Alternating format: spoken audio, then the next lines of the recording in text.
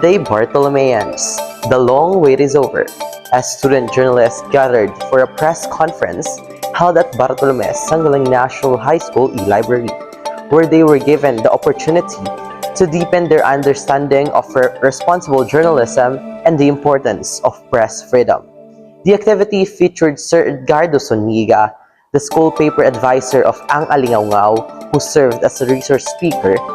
During his talk, he discussed the significance of press freedom and its vital role in upholding truth, transparency, and accountability in society. Protektahan ng ating mga journalists. Number 3, kaligtasan ng mga mamamahayag, yung protection mismo nila. Next, kalayaan pang-ekonomiya ng media. And 5th, socio-cultural na kapaligiran. Ulitin ko lang sa 5 paraan, amin na-measure ang kalayaan sa pamamahayag ng 180 na bansa. Una, sa kalayaan sa politika.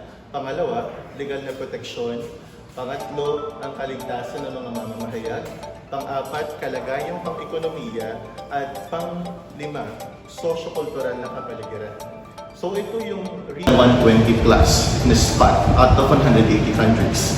Ipinapakita nito na kahit may demokrasya sa Pilipinas, matatandaan natin nagkaroon naman tayo ng demokrasya after ng pamamalakad ni Marcos, hindi pa rin ganap na malaya ang kapaligiran para sa mga mamamahayag kumpara sa mga kapitbahay nating bansa sa Southeast Asia.